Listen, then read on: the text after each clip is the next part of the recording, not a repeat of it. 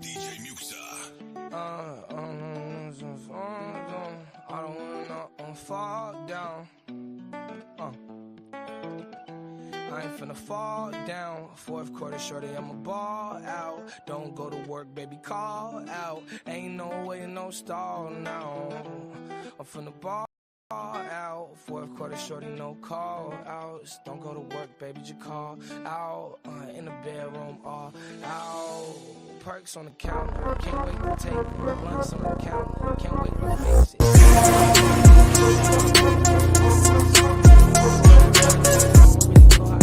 But I'ma say it. I don't really know if she take it, but she can take it. I won't slow it down unless I'm in the matrix. Presidential brain, that bitch like Sarah Palin. Here you go. I'm not the same nigga that I was. Welcome back to the Discipline the Gens podcast. We are live right now. I am your host, Matty Betts. I'm here with the biggest the Gen I know, GIno from BetOpenly.com, and it is now NFL Week 7. If you're watching live with us, we appreciate you tuning in. And if you're watching later on YouTube, we will have the chapters up so you can scroll to each and every game that you'd like to you would like to watch. Quick reminder, BetOpenly.com. Go make an account right now. Best peer-to-peer out there. Save money. Make an account. Go get set up right this second. And also, shout out to our partner, Outlier. That is going to be in the description. You can use the Outlier app or the website. It's a free 7-day trial with our code. You can see all the trends, the data points, the analytics that you need. Let's go ahead and dive into a quick recap of Week 6, and then we will go right into our Week 7 picks. So first of all, 0 undefeated teams left in the NFL. It's almost like we jinxed it this past week because just a week ago we were like, dude, our teams are the only teams left. My Eagles, GIno's 49ers, both got knocked off. This is the NFL. No one expects teams to go undefeated. It's actually crazy. I'd actually like to go back and see, like, historically what week it usually is that there's no undefeated. That's a good question. Left. I feel like it's right around this time, honestly. And I know the one season it was Patriots all the way, but teams cannot just keep it together going undefeated for so long. So Eagles shit the bed, 49ers shit the bed. My question to GIno is, which team should be more concerned from the loss, right? My Eagles losing to the Jets or your 49ers losing to a pretty good Browns defense on the road? We lost to a better team, but our loss is more concerning. We got owned. After the first quarter, we lost the second, third, and fourth quarter. Mm-hmm. So we got owned. Our offensive line got dominated. We shouldn't have been able to take the lead. That was a gift at pick. And then we blew it back again, and we missed a short field goal. So I'm critical of my boys, but I think our loss was worse. I mean that from a domination standpoint. Jalen threw a bad pick. That happens. Bad picks, plural. No, but I said that last one was it worse. was You're bad. right. You're right. And honestly, I missed it live, and I looked at my phone. I was like, "What the hell just happened?" The Eagles had lost the lead. I'm like, "Oh my god!" Now, luckily, my play was on the Eagles in the first half, and that cashed.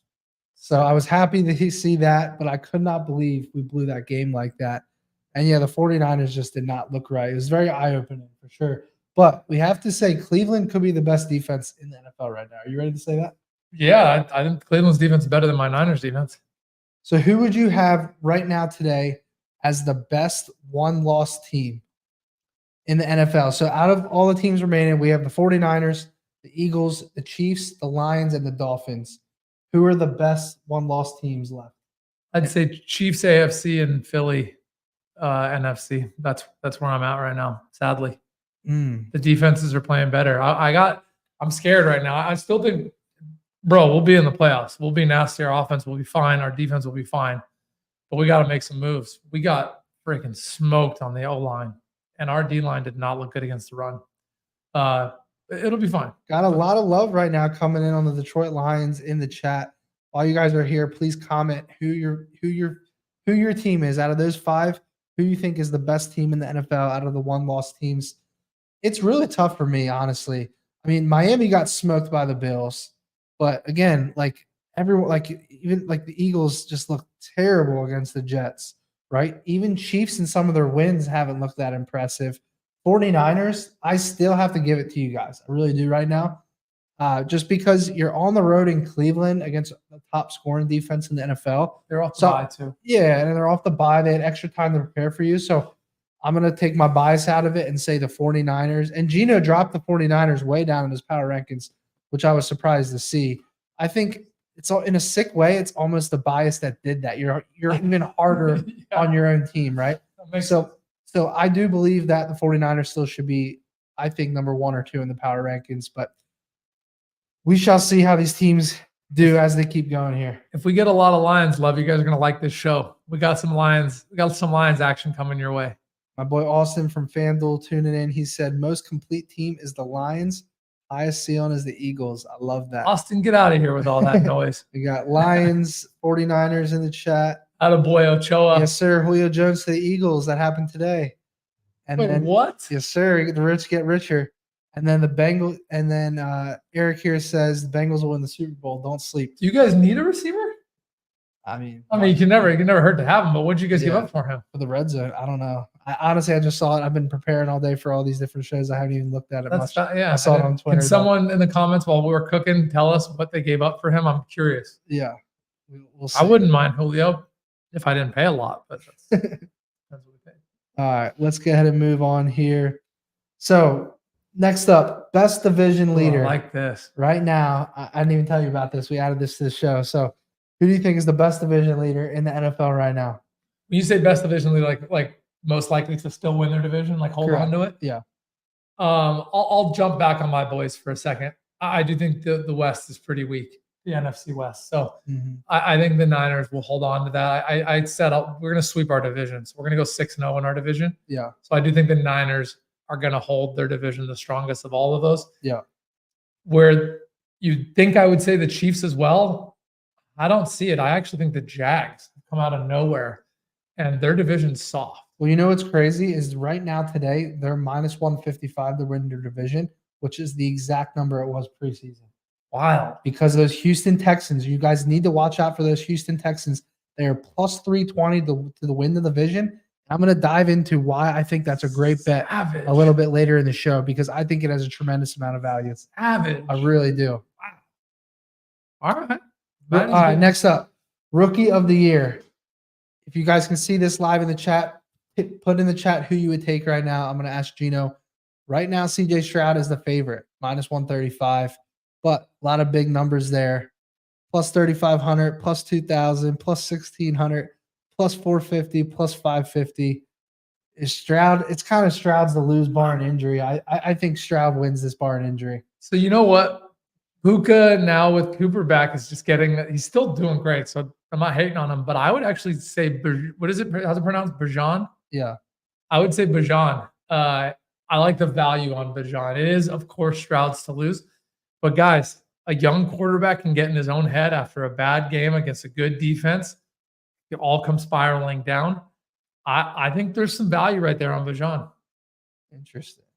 I honestly, I know there's probably value, but terrible games by I just think Stroud runs away from it. Makes but sense. a lot of it's because I actually am high on this Texans team to make a run for the division. So, all right, let's get and dive into what the Gens want to see, which are picks. Bro, We got the new graphics going, the new player images. If you guys are watching on YouTube or Facebook, you can see the graphics of the players now instead of the logos. This is my first time seeing these.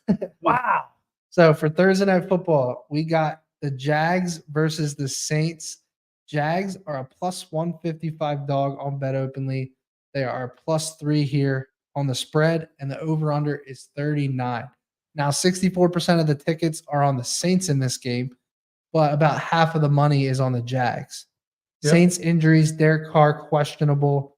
Jags have some injuries as well. Trevor Lawrence questionable, Zay Jones questionable. Couple trends to look at in this game. Saints are 35-15 at home, coming off of a loss. And the under is hitting 15 of the Saints' last 21 games. So I got to ask you, because at first glance, this game, I know there's no such thing as a trap, but this game feels like a damn trap. You're giving this Jacksonville team 3 points as a dog here, and they've looked really good lately against a Saints team that is struggling offensively. What do you like here? So I agree with you. The trap line that came out was Jags +3. I looked right before we went live. It's only 1.5 right now on Bet Openly. So enough money came in on the Jags that even though it is the trap and the bait, they got exposed and they dropped it. They want to even out the money now. They're not that confident in the Saints. But I hate it. The Jags are hitting their stride. London woke them up. They're now rolling. And the Saints is the play. The Saints are the play right here. And I don't like it. I'm not giving out the play. So I'm just telling y'all, Saints is the play. My official bet on this game is going to be under 39.5. I actually was really impressed with what I saw from the Jags defense 2 of the last 3 weeks. Just 2. And I think against this Saints team, they're going to be able to get back to their form. And I think the Saints defense is going to surprise people. This is going to be a disgusting 20-17 game.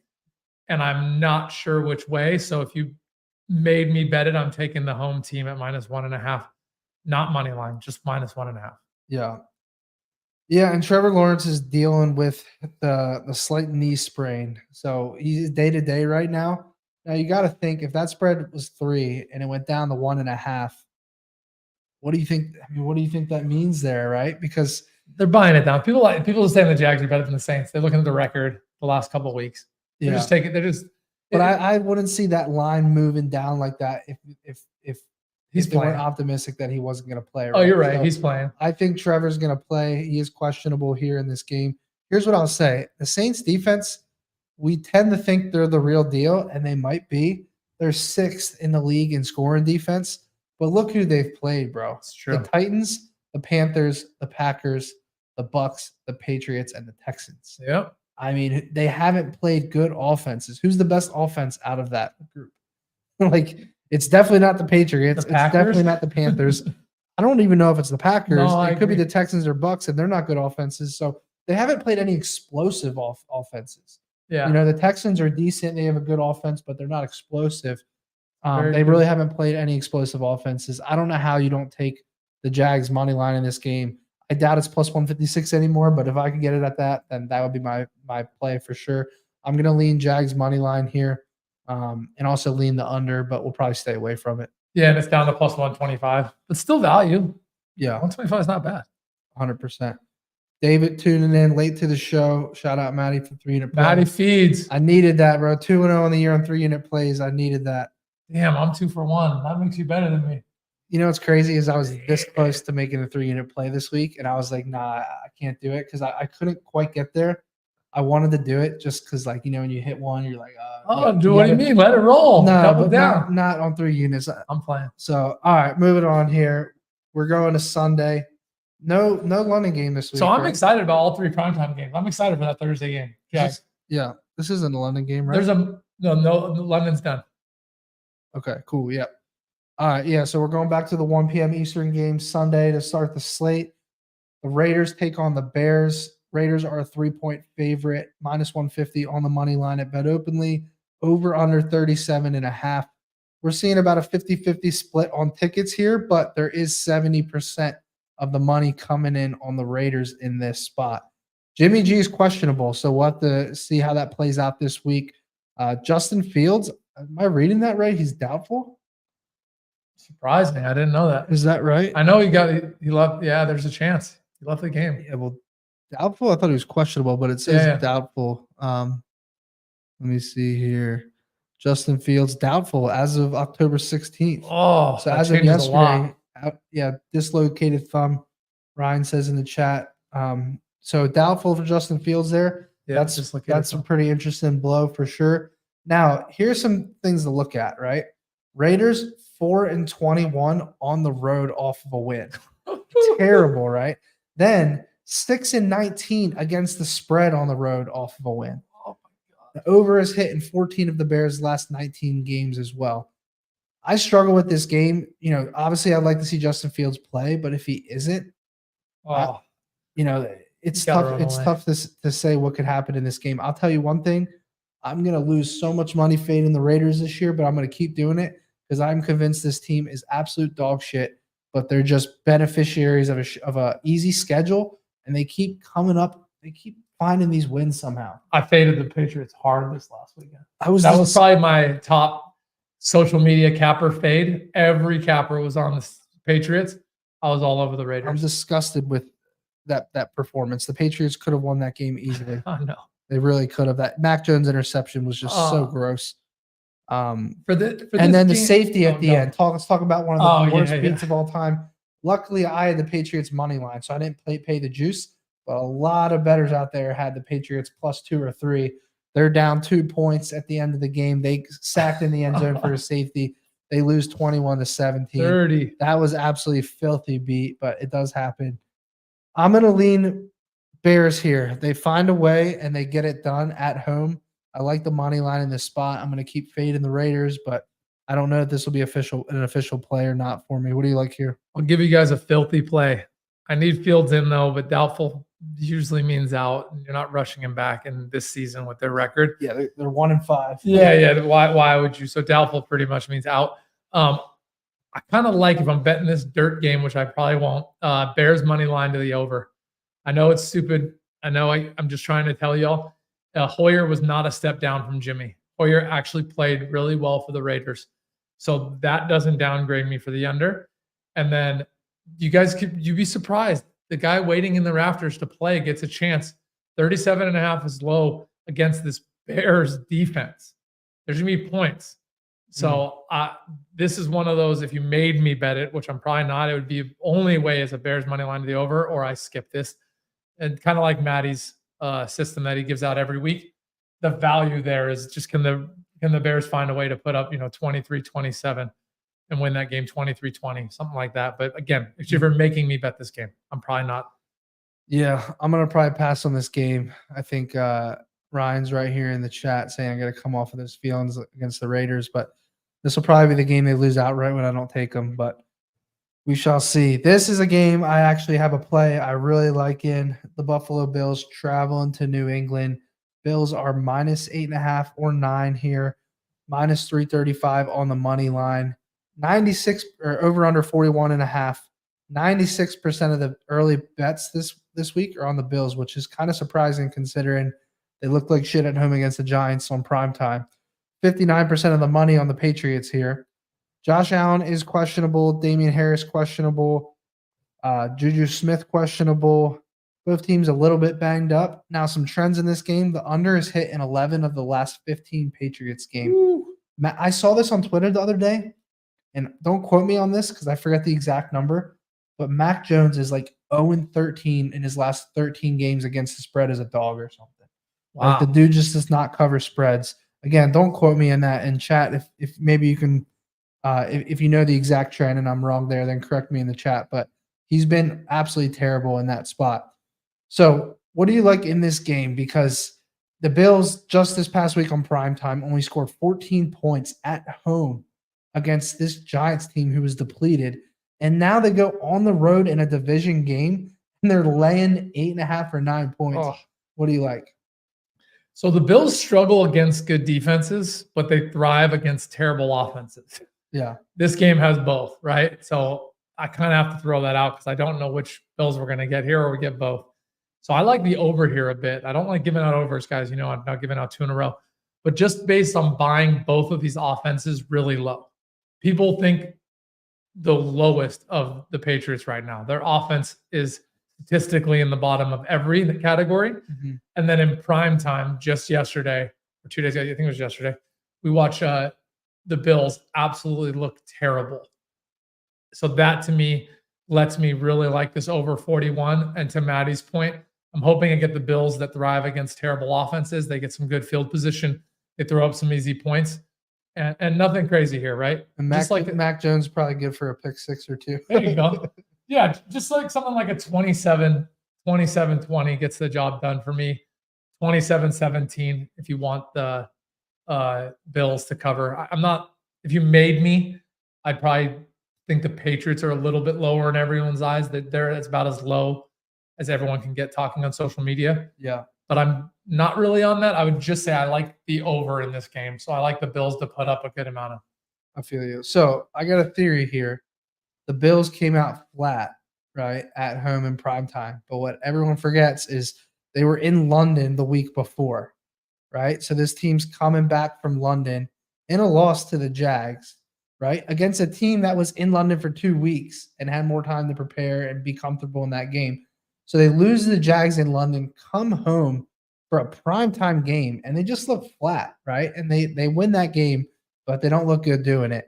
Now they go on the road in the division game, and although the Patriots have been bad, I think this is still a game that they get up for. And I went and looked back at the last 3 or 4 games they've played the Patriots. They have beaten in the last 3 straight games, they've outscored the Patriots by double digits. 3 straight games, home and away. But I'm not going to play the number here. What I'm going to do is I'm looking at the Bills team total in this spot, over under 24.5. I'm locking in the over. That's going to be an official play on my card, over 24.5. The last 3 times they've faced the Patriots, 35 points, 24, and 33. Then, not to mention this season, the Bills are averaging 28.8 points per game. So I think this is an overreaction spot based off of what we saw in primetime this week. And the fact that New England's offense can't really control the clock and move the chains, I got to think the Bills are going to have lots of opportunities for explosive plays. So I love the over 24.5 for the Bills team total in this spot. Probably going to be one of my favorite bets of the week. I like it, brother. You like it? Yeah. All right. So that's what I'm going with in that spot. Any last thoughts? You said the over the game, right? And yeah. So give me 30 from the Bills, and we're looking good. I like that. 30 to. You better hope the Patriots score 12. I need 4 field goals from the Pats. There's no telling. So, all right, moving on. Browns versus the Colts. Let's dive into it here. Cleveland Brown -2 on the road. The money line, the Colts are a +122 dog at home, over under 39 points. 63% of the tickets on Cleveland here. Not very surprising after they beat San Francisco. And the Browns might be without Deshaun Watson here. There's a little controversy. I actually saw him on the Pat McAfee show on ESPN.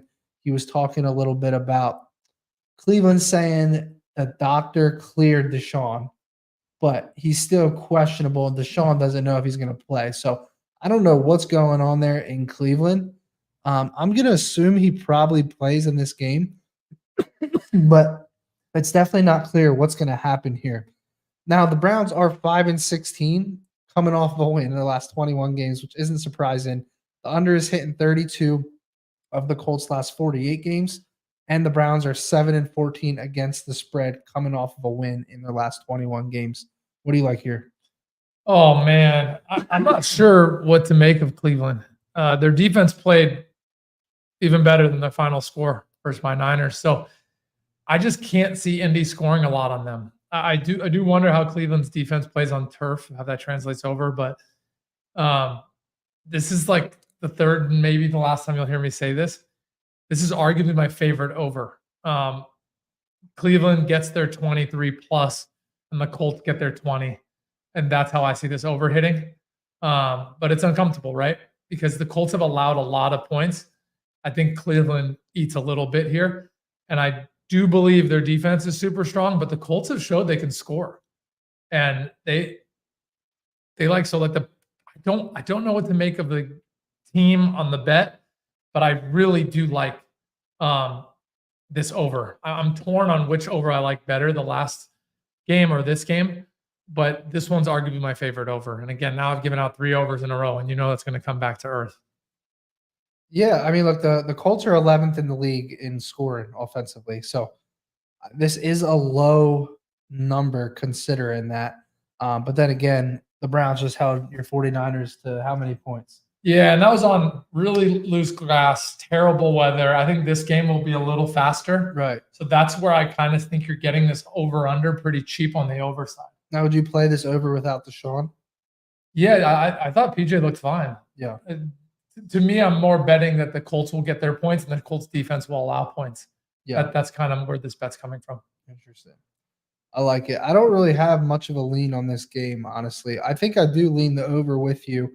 The spread just is tough for me. There's a lot of question marks here. But I would probably ride this. Public's going to be all over Cleveland. Yeah, 100%. I mean, that's just a number. You take a team that just upset what was the number 1 team in the NFL, and you get them -2 on the road. It's like, it feels like a trap number. But Yeah, I'm with you on this over. I would probably tail that, but I'll probably just lay off this game altogether. Moving on, Atlanta versus the Bucs. Let's dive into it. The Falcons, 2.5-point dog on the road, plus 133 on the money line. Over under 38. 43% of the tickets on the Falcons, but 86% of the money is on Tampa Bay here. Falcons are a pretty healthy team overall.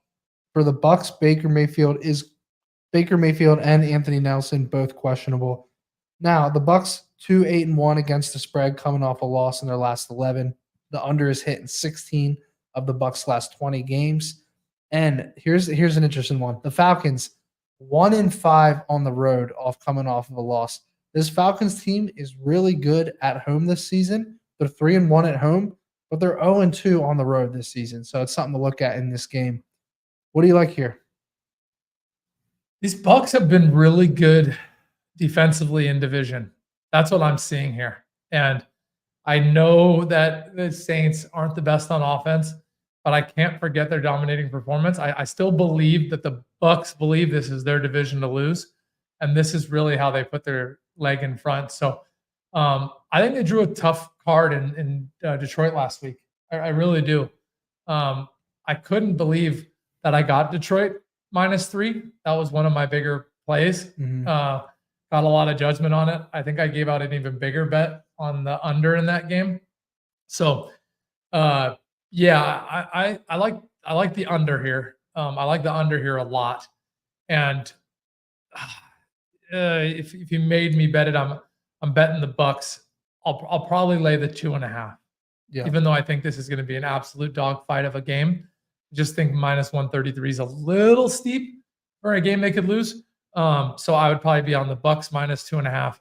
But my favorite bet here is the under 38. Yeah, I'm with you. I like the Bucs here at home. I'm gonna trust that this Bucs team is actually pretty solid, right? The two losses that they do have is what? Against my Eagles and against Detroit. Those are top teams. Detroit's right now arguably a top 5 team in the entire NFL. So, absolutely. Those are the only two losses, right? They've won their division games against Minnesota and Chicago. They held the Saints to 9 points, right? And that was in New Orleans. I'm going to trust that this Bucs team is actually pretty solid. They're first in the NFL in red zone efficiency defense. So you have a Falcons team that's 0-2 on the road, can't score a lot of points on the road, and then they're facing a really good red zone defense in the Bucs here. I'm with you. I'm going to lay the 2.5 here. It's just an early lean for me right now. We'll see if I make this an official play or not, but I do like the Bucs to get it done. Agreed. Moving on. Here we go. The best game of the year right here. The Commanders taking on the Giants. Commanders are somehow a 2-point favorite on the road in the NFL, which is just disgusting. With the money line at -122, the over-under at 39.5. The Giants are +122 at home on Bet Openly. 77% of the tickets are on the Commanders right now. 94% of the money is on the Commanders as well. The public and the sharps all hammer the Commanders in this spot. People are very, very high or very low on this New York Giants team. I think that's safe to say. They're more low on the Giants team than they are on backing this Commanders team in general. Daniel Jones still questionable, and that could be a big reason here. Although I thought Tyrod Taylor looked pretty damn good, like overall. Like he looked pretty solid. He was running the ball. He's making good decisions. Yeah. He's obviously not a talented passer, but he looked pretty good managing the offense. Now that decision before halftime was idiotic. That was the worst. They were going in up 9-0. Yeah, they needed those 3 points in that game. Could have changed the whole outcome of the game. Yeah. But yeah, what do you like here? Oh man, this is one of those games where I'm just taking the dog money line. So in this case, it's the Giants. I think this is a prideful team, and I think they just competed with the Bills, but they won't be like emotionally exhausted from that. They're back-to-back weeks. There's no reason in my head that the Commies should be favored here. This should just be a pick 'em, so I don't really get it. I think people are buying off the Commies win, so I'm going to sell the Commies a little high. Plus 122, nothing crazy. This is one of those games that I say this a lot, but when I don't have a crazy lean and I don't have a crazy system, and Both teams are just, am I getting value versus where I would have got them a couple weeks ago? And if this was opening week or whatever, the Giants probably would have been like -3.5 based on what they did last year. And I don't care if Daniel Jones is out or Tyrod. I like the Giants defense. I'm taking the Giants defense over the Commies offense. No, that's a good point. That if this line preseason would probably be -4. Yeah. For this Giants team at home after making the playoffs last year. Dable, like this team was really solid, right? But yeah, I don't even have a lean in this game, bro. Like it's part of me wanted to take the over here. It's ugly. Like, it's just such an ugly game. There's so many other games on the board to bet that I'm just gonna save the people some time and just move on. Ugly. Here. So let's move on. Here's the game to talk about right here. Ooh. If you're just tuning in right here, this is one of my favorite picks of the week. If you were with us last week, we cashed on the 3-unit play on the Baltimore Ravens. I'm not going to lie to any single one of you. I was sweating my ass off in that game. I despise John Harbaugh. He's an absolute conservative punani. He just literally kicks field goals on 4th and inches every single time. He drove me crazy in that game. Winning the 3 units was not worth the 6 heart attacks I had during the game.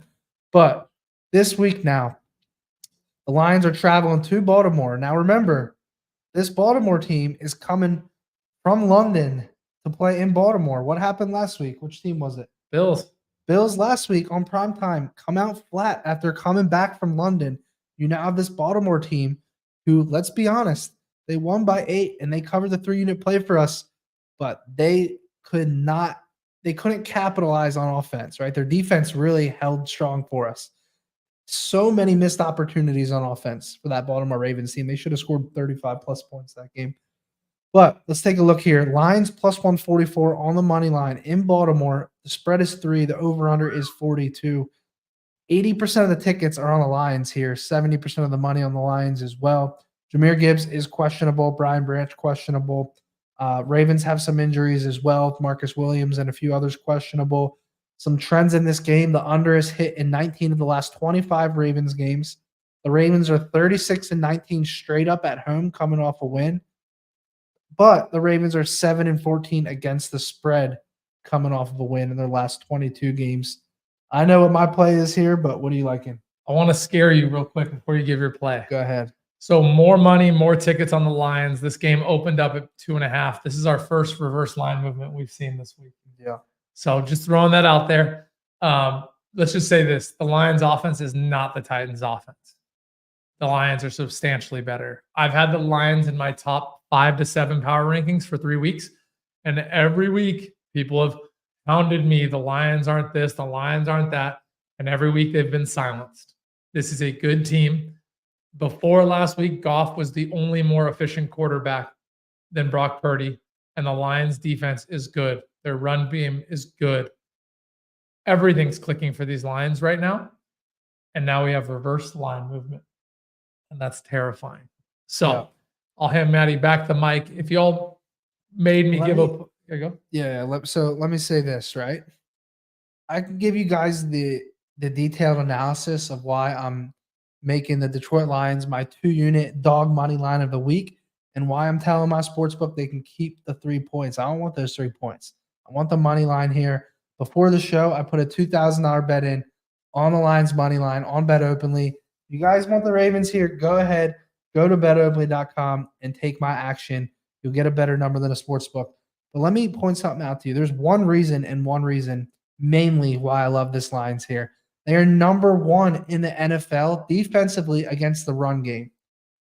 They're going to be all over Lamar Jackson in this game. I don't trust Lamar Jackson to not make mistakes. I don't trust John Harbaugh at any point anymore. I used to think he was a great coach, but this dude plays not to lose. He doesn't play to win. I'm sick of watching it. I can't take it anymore. I love the Detroit Lions in this spot. I'm tired of them being disrespected. This game should be a pick-'em.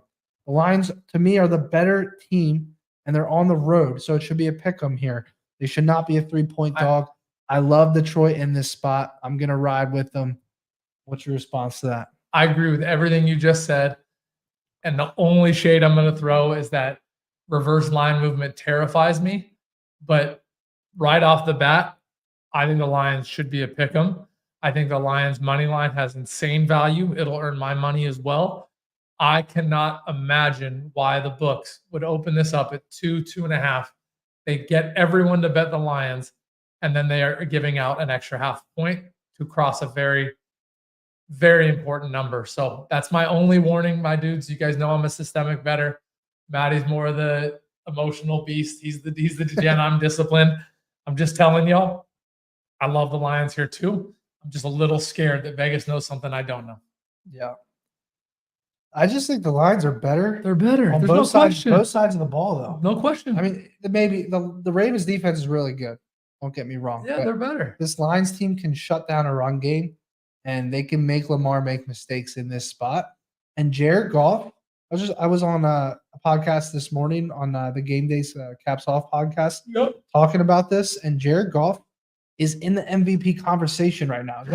Is that crazy? It's wild. Bro, what are they, 4-1, 5-1? Yeah. What are the Lions right now? I think they had a bye, so the Lions are 5-1 right now. That's week 7, you're right. They're 5-1 right now. The only game they lost was my dog of the week on the Seahawks money line.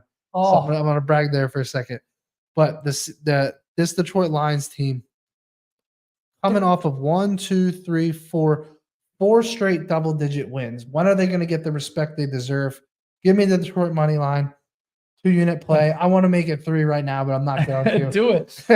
I'll throw them. I'll even throw a little more Lion love out there. Their loss to Seattle was only because they fumbled 3 times. You can't plan for that. That just happens in football. That's it. So trust me, they have one of the strongest resumes. I have them 3rd or 4th in my power. 3rd, I think, in my power rankings, and people are judging. I have them 3rd in my power rankings.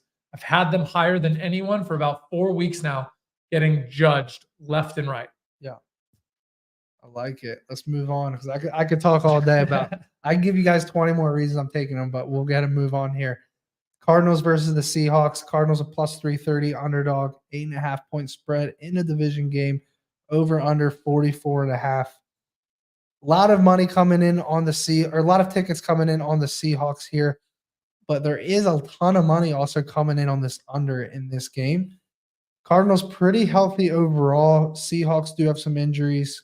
Kobe Bryant on the IR. A few other people questionable. Some trends in this game. Under is hit in 4 of the Seahawks' last 5 games at home, coming off a loss.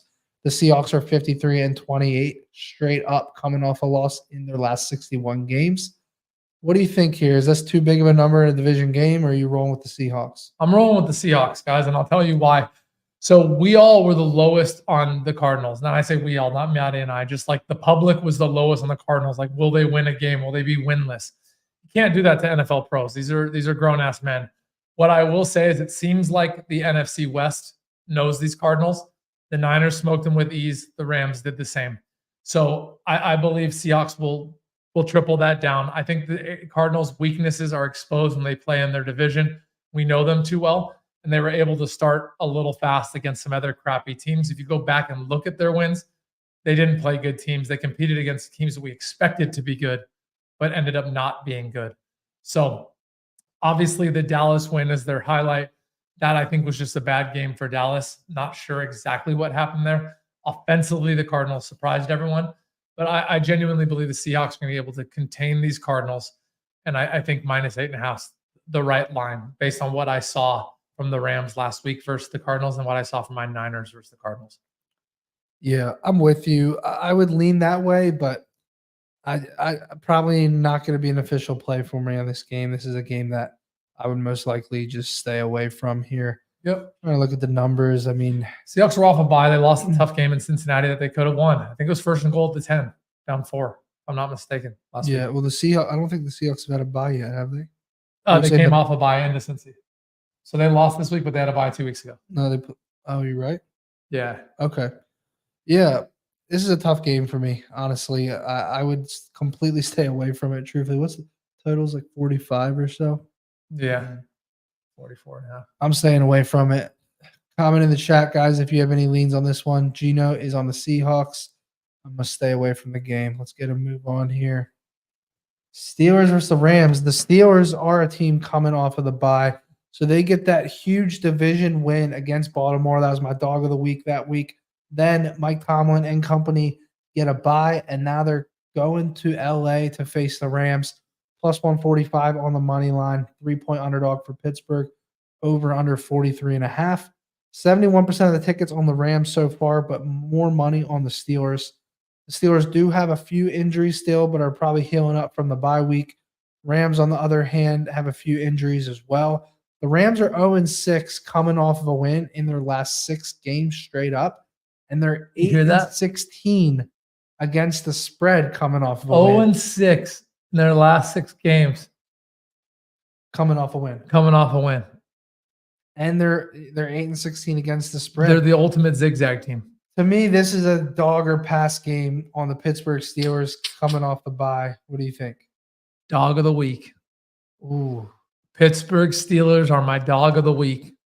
It's disrespectful giving them the bye after a very emotional, dominant win in a very tough division. I know they got to go across the country. I don't like that. You just saw that Pitt's off the bye. You just saw the Rams can't maintain anything. They go from win to loss, loss to win. You're giving me plus 144. I think Pittsburgh has a better defense. And I would say at this point, these have equal offenses. The game that makes me bet this the most is probably what Pitt did versus Cincy and what the Rams did versus Cincy. The way those two overlap. They were pretty similar games, both in Cincy, and you're giving me plus 144, no-brainer. This to me should be a 1.5 spread, and Pitt should be plus 120, and I maybe take a little bit, but you're giving me 144 all day. Yeah. Well, if you think Pitt has the better offense, you're probably just looking at the eye test or the personnel, because statistically this season, if you put these two offenses next to each other, the Steelers are close to dead last offensively in the majority of every NFL category. 30th in scoring, 32nd red zone efficiency, 22nd in third downs, 32nd in first downs, 27th passing yards, 28th rushing yards. They have not done well offensively. Even in that Ravens game, they scored 17 points, and what was it? It was either a defensive touchdown or something. So they just have not been able to move the ball. So if you're playing this Steelers team like GIno is his dog of the week, you're pretty much banking on the fact that they're going to get this fixed, right? Mike Tomlin's a great coach. They're going to get this fixed coming off of the bye, and they're going to go to LA and be able to do something offensively. This Rams team, 11th defensively in scoring. They're about middle of the pack defensively for this Rams team. So before you put the Steelers offense in a bucket, everything you said is right. Their quarterback has been off. They're coming off a bye to fix things. These are the 5 defenses the Steelers have played against. Yeah. The Niners, the Browns, the Raiders, the Texans, the Ravens. Those are all great defense. They have played nonstop. The Raiders, defense. The Raiders is the one that's questionable. The Raiders actually have a good defense, like statistically, but I agree. I don't know how they're 4 like top 10 defenses. And their DNs put a lot of pressure. So if Pickett has happy feet like Jimmy G used to and makes bad throws, even though he has a great arm, this is one instance where, ironically, we would be saying the Rams have the best defense usually. Yeah. I think this is going to be a breath of fresh air on it from a defense perspective, especially in the secondary. Yeah. I'll probably be on some Kenny Pickett over props too. I think you're getting him really low here. The Steelers' defense will be fine against the Rams, and I believe their offense looks better than it's looked all year. Yeah, and this is a good comment from Bryce here. The Steelers' tight end and Deontay Johnson both coming back here. I think one of them are questionable, but they'll probably both play in this spot. So that's another good benefit here. You're starting to sell me on this, bro. When you look at who they've played, what offenses they've played, and what defenses they've gone against. The fact they're coming off a bye, they're getting some weapons back. You got to think the money line's the right play here. I like it. I like it a lot. I'll probably tail that. Moving on, another division game, Chargers versus the Chiefs. The Chargers are a plus 200 underdog here on the road, getting 5.5 points, over under 49 here. 75% of the tickets on the Chargers, 25% on the Chiefs. That's interesting right there. Both teams relatively healthy. Chiefs, very, very good coming off a win, right? 102-40 straight up coming off a win. The under is hit in 14 of the Chiefs' last 21 games at home coming off a win. What do you like here in this spot? Because Justin Herbert did not look good this past week, right? And the Chiefs have not looked great recently either. You got to look at this total here, 49, right? It's a division game. Supposed to be two great offenses, but both offenses have struggled at points in games this season. Is there part of you that would take this under here? You're like, nah, that's crazy. No, I get it. Like it's a high over under. It's division and all of that. A lot of signs point to that. Herbert missed some open passes. He looked bad. Man. He looked bad. And some bad reads. Like even in the red zone, his running back would roll out to the flat and like he just threw it late and then he gets tackled. He's not seeing the field the right way. It doesn't look crisp. A lot of blame's going on his coach right now. A lot of blame's going on his coach saying the coach doesn't know how to leverage him. It's always like the chicken or the egg. We don't know who to blame, but we know someone's to blame. This is an interesting one to me, right? Because the Chiefs defense has looked better than their offense. Who would have ever thought we're saying that? And then you have the Chargers that just looked terrible against the Cowboys, minus their opening drive, right? Where I was excited and then faded quickly. Yep. Yeah, this is a super interesting one. I do go all the way back to last year.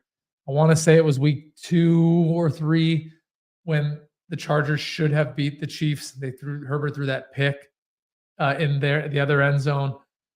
This is a tough one for me. I'm really excited to watch this game. I love the spread of this game, 5.5. It's that one that you and I talk about. Oh man, everything we just saw. I think I have to be all over the Chargers here.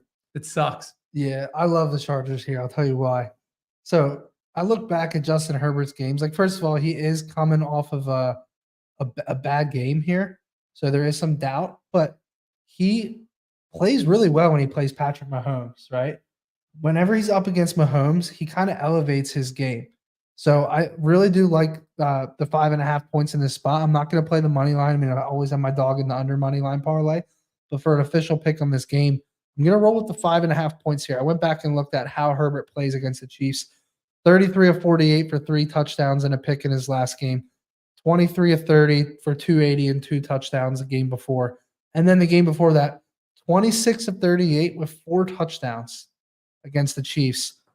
And then since the Bears game, if we look at this Chiefs team, since they beat the Bears, and I think it was week 2 or 3, they beat the Jets by 3, the Vikings by 3, and then they only scored 19 points against the league's worst defense in the Denver Broncos.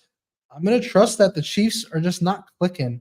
They're not all cylinders. They're not this explosive team they used to be. I got to think Patrick Mahomes has these thoughts late at night, like, why did Tyreek Hill ever leave? I'm serious, because they're just like, when Kelsey's a little banged up, it's like, where's the explosion? There's no explosive plays out of this team. I think 5.5 points in a division game is a lot of points here. I think that Herbert will bounce back after what we saw last week. I do have some question marks on the coaching from this Chargers team, but you give me 5.5 points in this matchup, one way or the other, I'm taking it every time. Just take the points. I like that. And my worst draft pick probably was Pacheco. I thought they were going to do something. He's a late rounder and all that. Thank you, Juan. That's my we just see the Chiefs, right, guys? We see Mahomes, who's an absolute monster. Let's not deny that. I'm not throwing any shade at talent like that. But we see Mahomes and the Chiefs, and we just expect 30-point games. We expect, again, not highlighting my Niners, but we expected what we saw of the Eagles offense last year and the Niners offense early this year. Mm-hmm. And we're really not. They're winning good games. So I still have them very high on my power rankings. This to me is the extreme buy low spot for the Chargers. It's like Matty said, for something about these Chargers, they wake up and they battle these Chiefs. It's almost like the AFC West. The Raiders wake up a lot against the Chiefs too. So there's some value here. And I'm not going to lie, there's a little value there on that money line at plus 203. I would probably be more like 2 units on the plus 5.5 and only 1 or a half a unit on the money line. But yeah, this to me has like, what happened? How did they lose so badly? How did Herbert look so bad against the Cowboys and now they look good against the Chiefs? I do think the public gets a little smoked here on the Chiefs. Yeah, I'm with you. I'm not gonna, like I said, I would feel much better on the points on this play. But my dog and money line parlay is live in this spot, especially if this Chargers defense can hold this Chiefs team to like 20 points or less here. If they're not clicking, they're not having the big explosive plays, that thing is live 100%. So, all right, moving on. We got the Packers traveling to Denver here. The Broncos have one of the worst did I say that right? One of the worst defenses in the NFL this season. Russell Wilson and the offense has not been the problem this year. Packers, this is an interesting spread. There's some good stats on Russell, like looking decent. Yeah. The Packers, 1 point favorite on the road. We'll have to watch that. I want to say it's already up to 1.5 or 2 there. They're small favorite on the road nonetheless. The over-under sitting at 44.5. Might be 45 on some books. 69% of the tickets are on Green Bay here. They're coming off the bye, correct? Green Bay's off the bye. Green Bay coming off the bye week. 60% of the money, however, is on Denver. Some trends in the game. The Broncos are 5-15 straight up coming off a loss. And they're 7-21-1 against the spread coming off of a loss. They're coming off of a loss last week. What do you like in this spot? Man, I have no read on these Denver Broncos. Absolutely none. Packers off the bye is interesting. The Packers should be able to score a lot here. Remember, if there's one team that makes offenses look great, remember how great the Denver Broncos made the Washington Commies offense look? Yeah. So I'm going to have a play I'll give you guys later on this, on the best way I think to bet this game. But yeah, off a bye, -1, you're getting begged to take the Packers. And that gets you guys, just so you know who I am, I'm a contrarian. That scares me. I don't like when I'm getting baited by Vegas. Yeah. And that's what this feels like. The Packers are off the bye. Packers have a better defense. Why would you not like the Packers here? Yeah. I'm with you, but I'm going to stay away from a side here. How do you feel about this over? Because the way I look at this game, Broncos dead last in the NFL defensively in scoring. And then you have the Packers who have 2 weeks to prepare offensively for the league's worst defense. Right. And that's a small number at 44.5, 45, whatever the number is. Packers last game. What do you think about that over? Because I really do think that over could make a ton of sense in this spot. Yeah, I love the over. And I just remember the Packers offense made the Raiders defense look good. The Raiders defense held them to 13 on Monday Night Football. Yeah. So, yeah, you guys are going to laugh when I give out this play later. But the Packers offense has me intrigued here. They're only scored 13 2 weeks ago. They're off the bye. They're up against the worst defense. They did put up 20 against the Lions, which in hindsight is not a terrible amount of points against what's been one of the better defenses. Yeah. There was one of the people argue it was junk time, but yeah. I agree.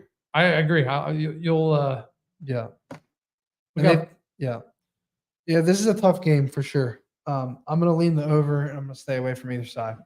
We got 2 amazing games left. Oh, yeah. Look at that. Let's go. This is right here. This is my Super Bowl preseason prediction. I gave it out at 50-1. I think it's already down to like 20-1. I really do. It's somewhere in that range. That's mainly because the Dolphins started off really hot. I don't know what it's at after the Dolphins lost to the Bills, but I assume it has some value from preseason for sure. All right. This is an interesting game, right? Before we even get into the numbers here, let's go over the storyline. Jalen Hurts, when I used to live in Tuscaloosa, got benched by this man on his left right here, by Tua, in the natty, by Nick Saban. And guess what? He handled it like a man. He really did. He supported Tua. He supported his teammates, and he was genuinely happy. Like, that's hard to do. He won a natty. If you're a competitor if you have an ego, like if you get benched, 99% of human beings deep down are like, fuck that dude. Like, that should have been my spot.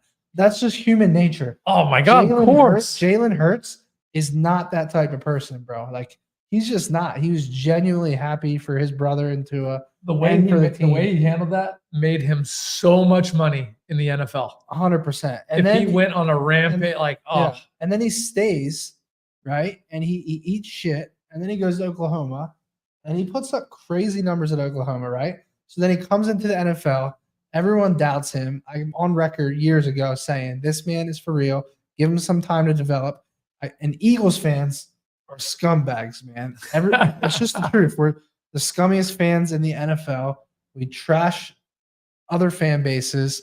We're horrible. It's terrible to go to Philly, and then we trash our own quarterback. We give him no patience. We have no patience. Give him no time to develop, and we write him off on year 1 or 2. And like I said, you have to be patient. So now, fast forward years later, Jalen is facing the guy that replaced him in the national championship game. Both these guys are MVP candidates this season. Tua and the Dolphins are a 2-point dog on the road, plus 122 on the money line. The over-under is 41.5 here. What do you like?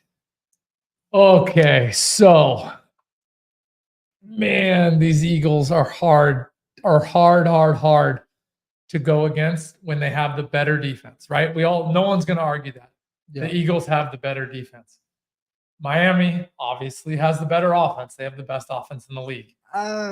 They do. They really do. Dude, they went down 14-0 against Carolina. And I don't even you don't even think about it. No, I know they do. Either of our teams go down 14-0. So here's the thing. They have the much more explosive offense. Without a doubt. Here's what I'll say. The Eagles need to run the damn football in this game, bro. If you start throwing the ball 40 times a game like we did last week, you need to run the ball, keep Tyreek Hill and Tua on the damn sideline and run the football. We need to run the football at least 40% of the snaps this game, and we will win easily. But if we start getting in a shootout with the Dolphins and airing it out every play and taking sacks and you need to run the football. We run the football in this game. The Eagles win this game easily, in my opinion, at home. But if we throw the football a ton, this could go either way. Be careful saying easily, though. That's one of those things where you have to hold on. You can get a lead against the Dolphins, and it doesn't mean a whole lot. Yeah. So this is what I'm going to say is the Dolphins came back down 14-0, and did Carolina just not score again? They just won 40 or maybe they scored 7 more. It was 42-7. Yeah. It's insane. I was dogging the under. Yeah, dogging the under after a 14-0 first quarter. So I have the Eagles higher in the power rankings than the Dolphins. I do believe the Eagles win this game. I think you get Jalen Hurts, you get the NFC Championship Eagles at only -2 off a loss. You got to take it. You're getting them cheap. You're getting them home. You're getting them in a revenge spot, quarterback to quarterback. And they're very different teams. This is a powerful Eagles team. This is a finesse Dolphins team. And I'm going to say this, and then I'll end on why I'm so heavy on the Eagles here. And it is it's going to be a fun game. I'm so excited for Thursday night, Sunday night, and Monday night this week. We have 3 great primetime games. We've been waiting for this flex. If you look at the Dolphins' only loss, it's to the Bills. And they got bullied a little bit. The Eagles' defense is similar. So there's no reason that I'm taking the Dolphins here. And they can earn my money. They can steal it from me because I see this game ending very similar to how the Bills game ended. So I'm not that hardcore of it, Jen, but I like sprinkling. My unit's large. I would say take the Eagles. Take the Eagles in an alternative line and have a little fun with it because there's a good chance the Eagles could win this game by double digits. And it goes very similar to the Bills. So you'll get paid for that. Obviously, I'm not picking the Eagles -8 just to take them, but you'll probably get -8.5, something like that, around +200. There's a little bit of money in there for me. They run the damn football. They win this game by double digits. The Dolphins right now defensively have not been good, but there's one thing they have been good at. First in the NFL in quarterback hits from their defense, right? So I'm telling you right now, we run the football. They're 20th in the league at defending the rushing yards. Right? I remember we did a double result. I wouldn't mind Jalen Hurts rushing prop here. Rushing touchdown? No, rushing touchdown, yeah. Rushing over on rushing attempts, over on rushing yards. Yeah. If they're going to try and get at him and over blitz, he might have some clear lanes to run on. Yeah, agreed. Here's the thing, though. Here's what I'll say about my Eagles defense. We do have some holes for sure. So I would not be a part of me likes this over, but it is high, especially for a primetime game. But it comes down to our D line. Like, we could beat the shit out of Tua. Tua is not that durable. And if our D line gets after him, it could be a long day for this Dolphins team. But again, it comes down to us controlling the line of scrimmage, running the ball, keeping their offense on the sideline, and tiring out their defense. And if we do that, we will manhandle this team. That's the game. Moving on. Another good game. Well, solid game. You got the 49ers traveling to Minnesota here. Brock Purdy and company coming off of their first loss. They are a -250 favorite on the road. Also a 6.5-point favorite. And the over-under sitting at 43.5. 92% of the tickets already on the 49ers here. They do have some injuries. Your boy C-Mac is questionable. Deebo Samuel questionable. Trent Williams questionable. Still pretty banged up. Really banged right? up. Drake Greenlaw. The Vikings seem to be a lot healthier overall. What do you think in this spot? I'm going to turn it over to GIno first. This is his squad. What do you like here? I believe the Niners win this game. I just don't like the -6.5. I think it's already up to -7 as well. If I get the 7.5 hook, you all know I gave out Cleveland last week. Broke my heart to do it. I said, I hope I'm wrong, but I'm betting Cleveland. At 7.5, I'm taking Minnesota. I'll tell you why. The world is going to be over betting the Niners, thinking that the refs stole the game from them. They missed all these 100 things. The reality is we're banged up right now. And the Minnesota defense is just what the doctor ordered. On a clean turf field, not in muddy, cold, freezing Cleveland versus a very brutal, very strong, very powerful defense. So I like the over in this game. I'm not impressed with our offense. So, excuse me, our defense. That was my biggest takeaway. So I really think Minnesota's going to be able to put a couple points up on us. So I can't believe it's 43.5. I think people are a little too high on our defense after what I saw. So I believe the Niners get back to their old form here a little bit. Having no Deebo CMC is substantial. But if we can get, those nice 24 points, 27 points, I do believe the Vikings are good for 21 versus us. So my favorite play in this game is the over.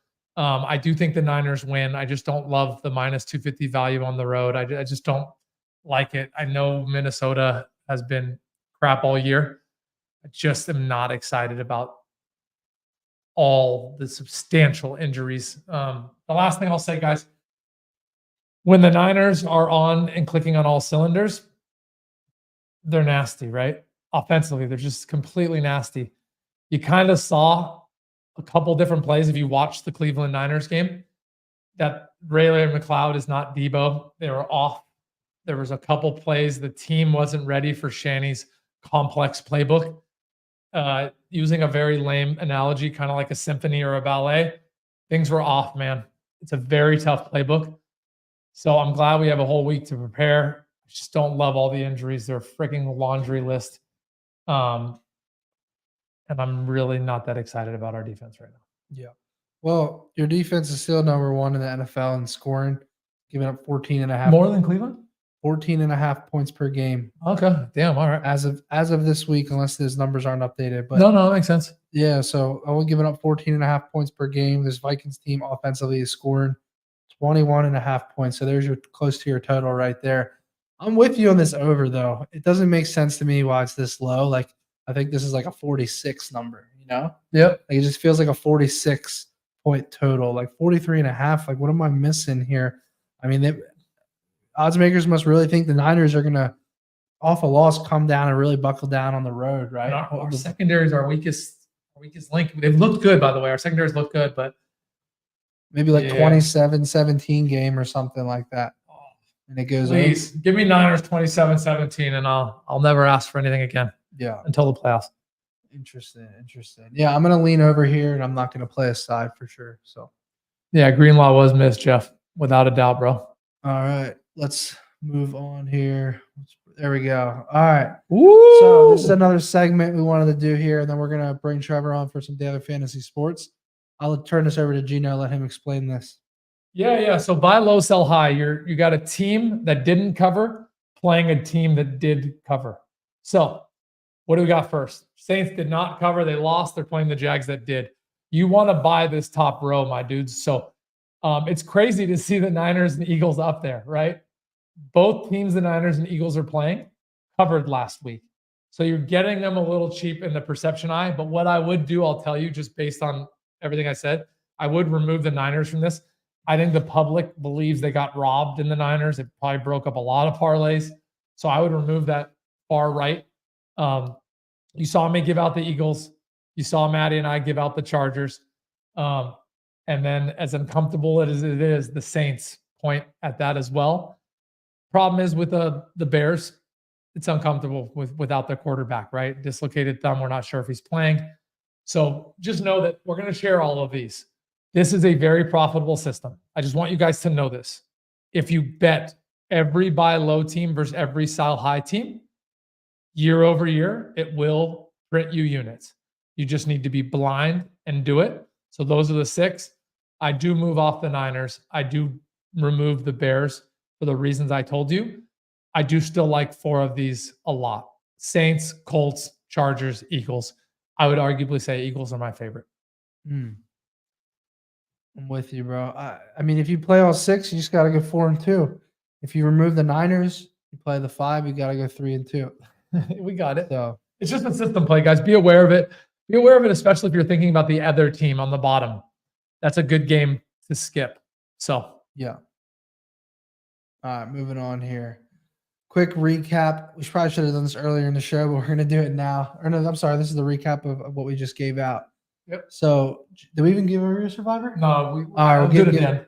All right, so give the people your survivor pick of the week. Yeah, these are the usual suspects, right? Like the largest spreads. You got the Bills, you got the Seahawks, you got the Niners. If you have the Seahawks, even though it's division, I would recommend using them here. Washington's a little more ballsy of a play, but some of you are desperate now. You know, there's a lot of games here with 1 to 3 point spreads this week. So I don't personally love this. I gave out the Giants, but some people are going to say, hey, they're just the better team in this situation. My number 1 survivor play is going to be the Seahawks. That's number 1. I would recommend staying away from the Chiefs. I would recommend staying away from the Niners. Just there's going to be a better chance for you to use them. And then depending on how back to the wall you are,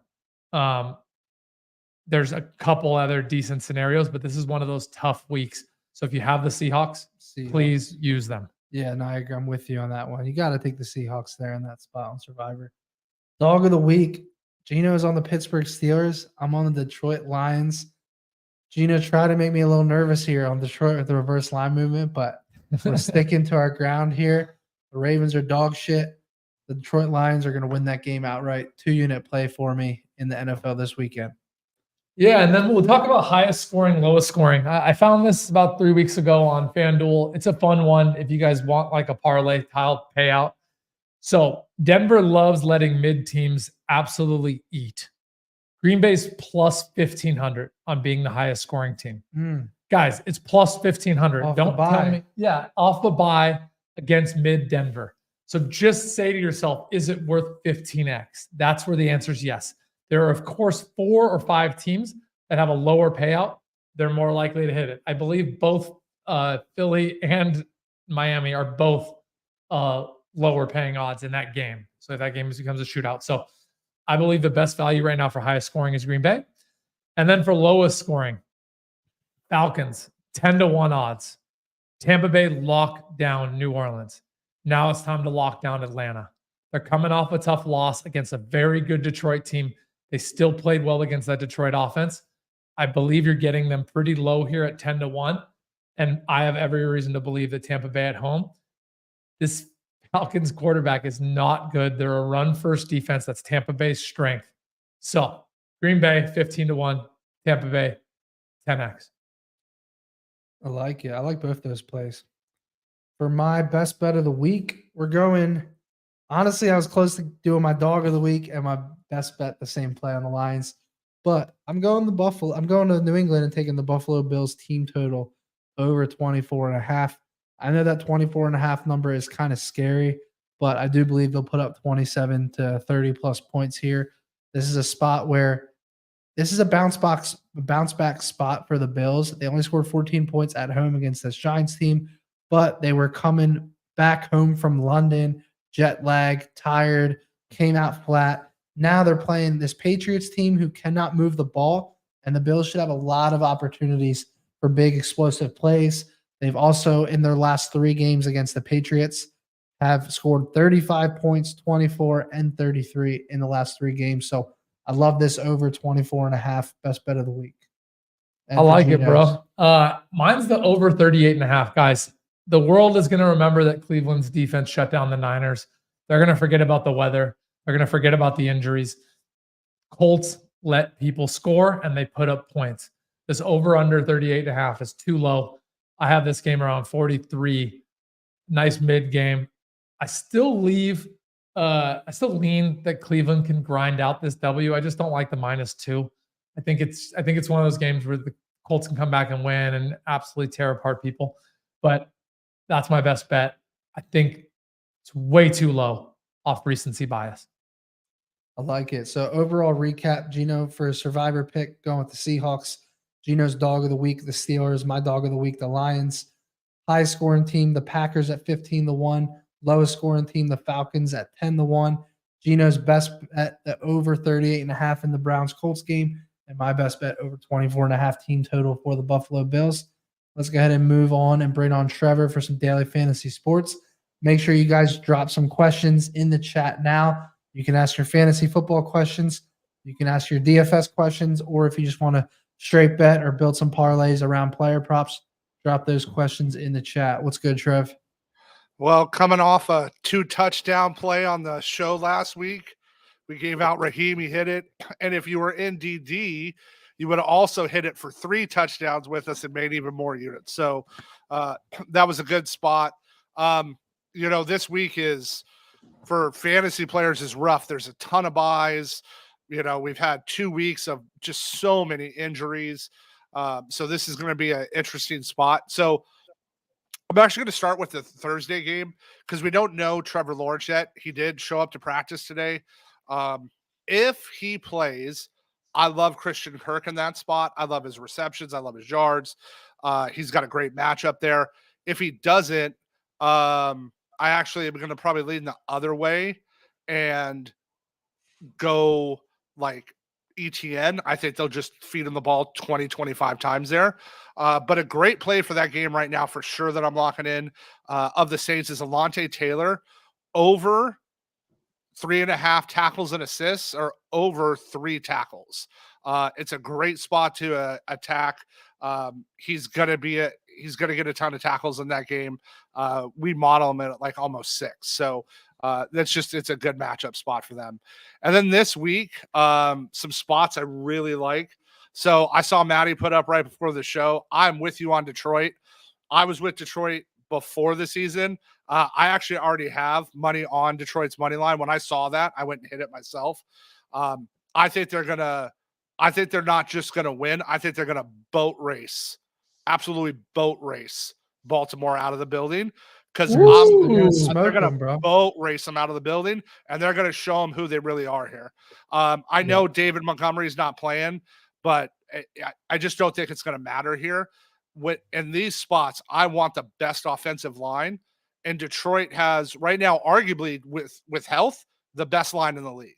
I think that's going to be the difference maker here, right? Because you guys lost Lane this week. They say he's probably going to play, but there's just line issues all over the place. And Detroit's line was a top 3 line, and now they're the only one healthy. I think they're going to absolutely cook them this week, and people are too high on the Ravens. So I love that money line. I think it's insanely mispriced, and they're going to massively jump in people's power rankings after this week. I like that. Quick question in the chat for you, Trev. Jimmy wants to know, what do we think about Taylor playing against Cleveland this week? I'm not touching that. So the problem is we don't know what they're going to do with Zach Moss and Taylor together. And you guys got to see how good the run defense for Cleveland is. There was some weather. It was crappy. The field was cold, but their run D is legit. My challenge is right. They could give JT 20 carries. They could give him 6, right? I just don't know where they're going to show up yet. So my challenge with them is I'm not exactly sure what to do with them. So that's just an avoid spot for me. I want to know.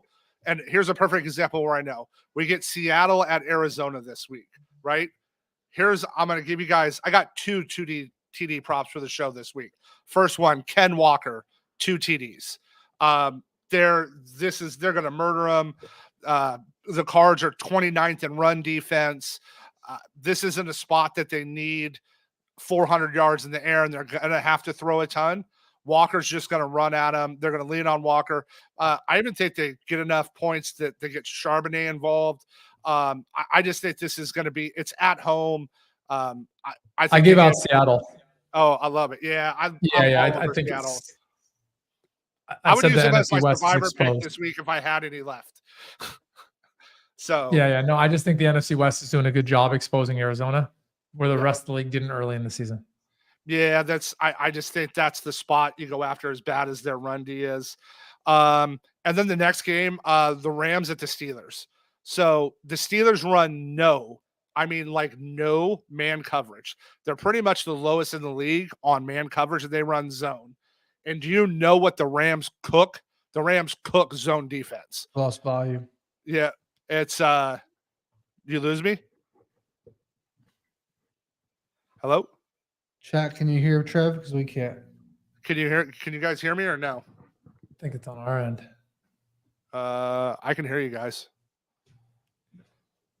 Trev, talk. Chat, let us know if you can hear him. I want to know. Yeah, they can hear me. It's you guys. I can hear. You're back. Right, we're good. Okay. Go ahead. You're back, brother. Okay. So I was about to start off.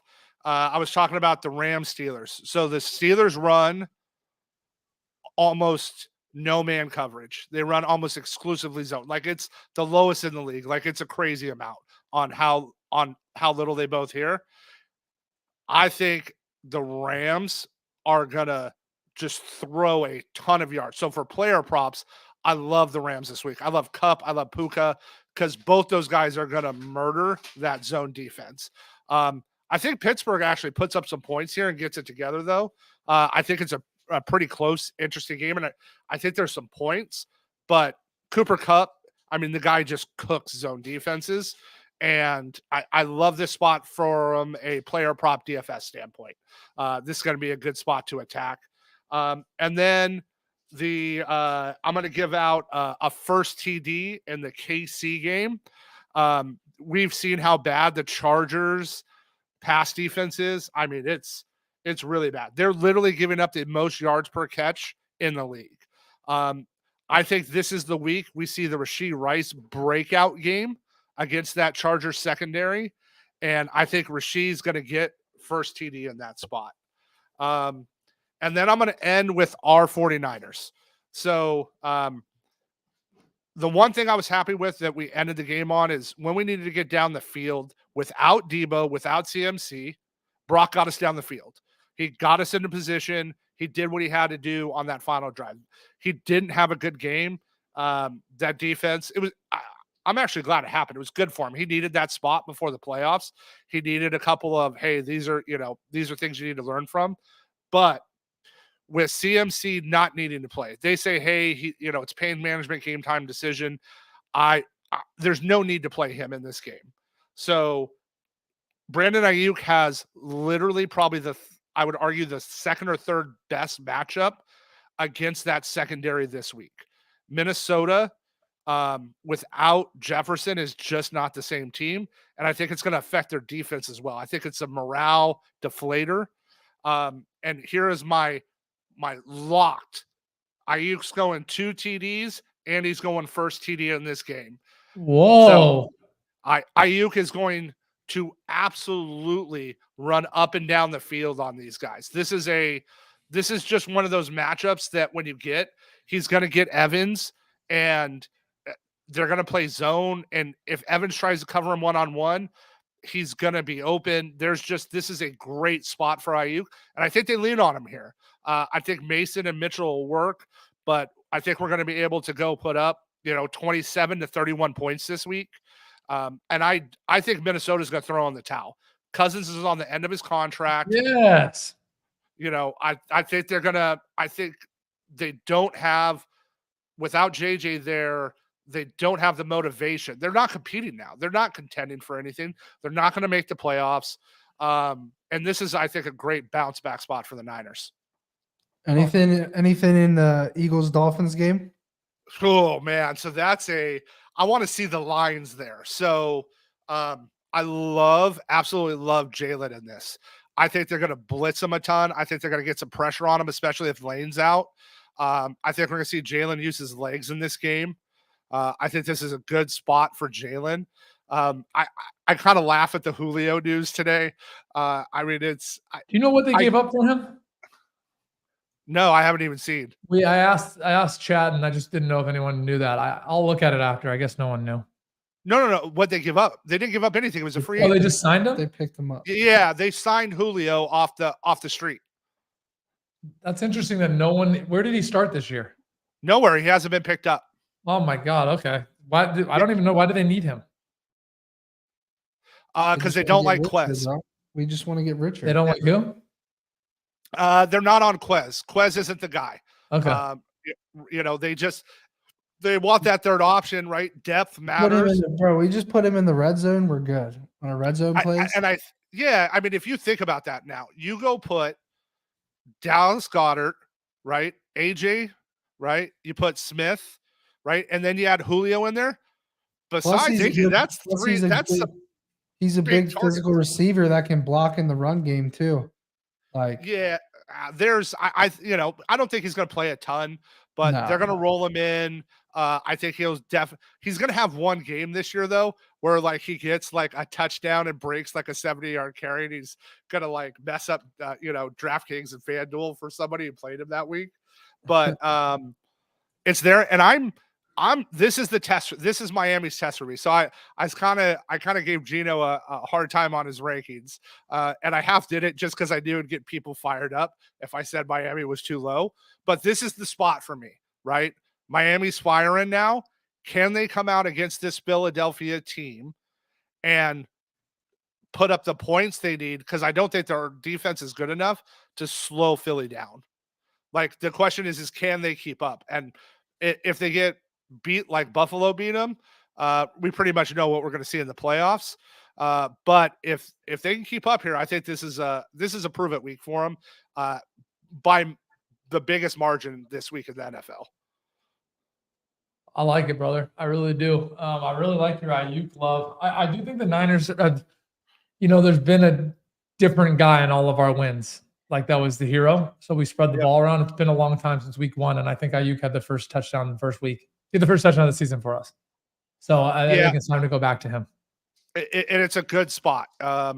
They're just going to be able to go. He's going to be able to attack him. I think they're going to watch the tape and just see the opportunities there. And without CM, we don't need to play CMC this week. We can leave him off, let him rest. Really, leave him for 2 weeks. Bring him back after the bye. Get him 100% healthy. I think we're in a spot that we're good for the next 2 weeks. And let's see where we go. I see one of the questions in there asking about Rams running back Evans. I would, if you need waiver help, Kyrie's done for a little bit. I would 100% go pick him up. And I mean, don't go crazy if you have fab, right? Like if it's $1,000, spend, 9 to 12% of it, so it's, spend $100. If it's, $100, spend 10, depending upon how you do it. But if it's just waivers, for sure, put a claim in on him. I would try to pick him up there. And then watch what happens in some other spots. Watch Chicago. Does Rashawn come back? Damian Williams will get carries again if Rashawn's still in concussion protocol. So there's, you're going to need some duct tape and chicken wire for some of these fantasy teams this week with all the injuries and buys. Without a doubt. Thank you, Trev. Always. Yeah. All right. Thanks for coming on. Appreciate you. Have a good night. Later, homie. All right, everyone. That concludes the show here. We'll be back next week for week 8. Remember, we are on Spotify, Apple, YouTube, Facebook, pretty much everywhere, streaming live from Twitter as well. So make sure you go check us out. There will be chapters on the show if you weren't able to tune in live. And you can go to every single game you'd like a breakdown on. We'll see you guys back next week. Later, homies.